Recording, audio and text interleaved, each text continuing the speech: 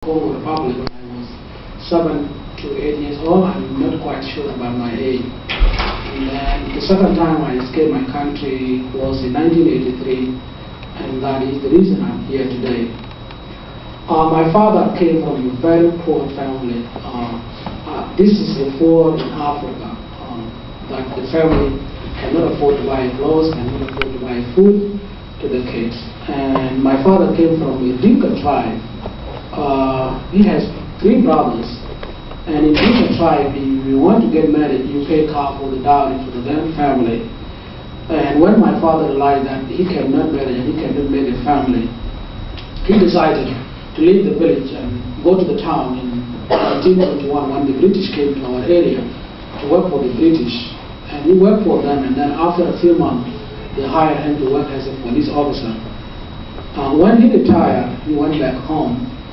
And he was the only one in the village to send his kid to school because he learned the value of education.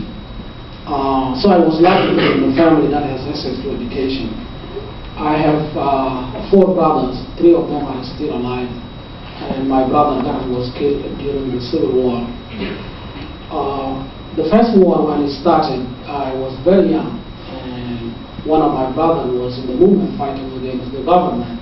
And the government was coming to us as a big punishment because they were against people who were fighting against them. So I had to escape by myself, 7 to 8 years old, and you can imagine to stay a child like that. I went to Congo, and then came back, stayed in Sudan for 10 years. In 1983, we have a second war, and that was a terrible war. I was in high school like you when the war started. And what happened was most of the people who joined the war were the students in high school, and the government was going after them very hard because they are the enemy of the government. So that forced us to run away. Some of us to join the movement, some of us to flee the country to another country and get out. So I left my village and went to Khartoum in the northern Sudan, and then travel to Egypt, and then from Egypt I came to the United States. What happened? Sudan is the largest country in Africa in terms of land, and we have over about 600 ethnic groups, and we speak over 400 different languages.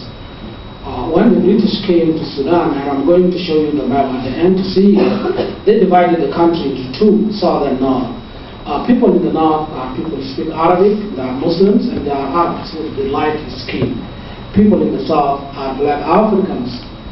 We were encouraged to convert to Christianity, and you can see my name is Franco, and English was introduced to have an official language. But as the British were leaving, they gave the power to the Arab and Muslims.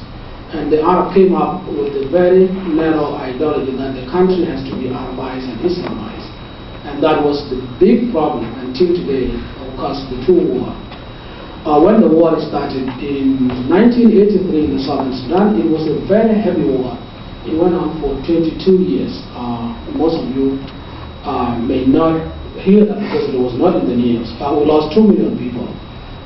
Can you imagine today in the U.S. if you get up and you see the town or the city of Chicago is wiped up at night, and then tomorrow nobody talk about it in the news? It will be unusual in this country.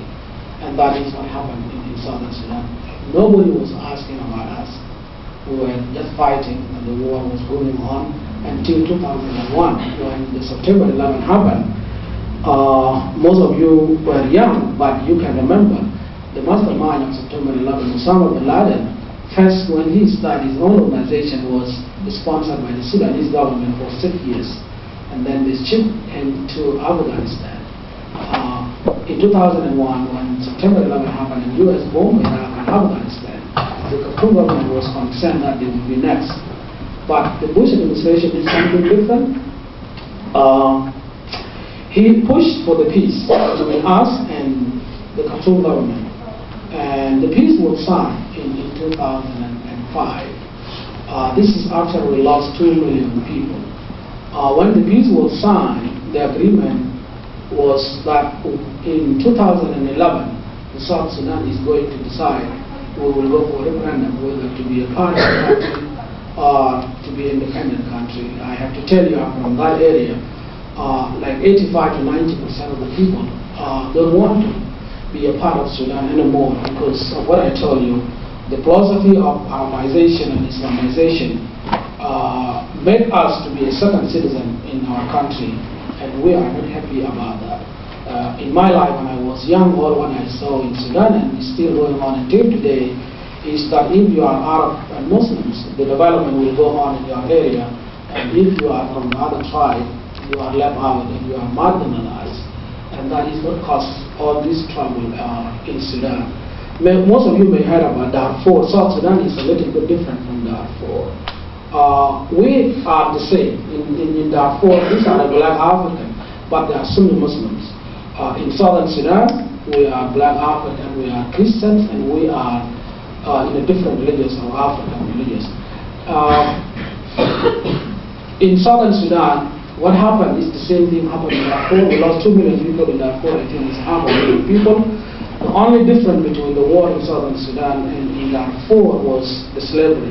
There was the abductions of the kids, young women and young girls in Southern Sudan, and they were taken through the slavery. In 2005, when the peace was signed, that was the time I became a United States citizen. And I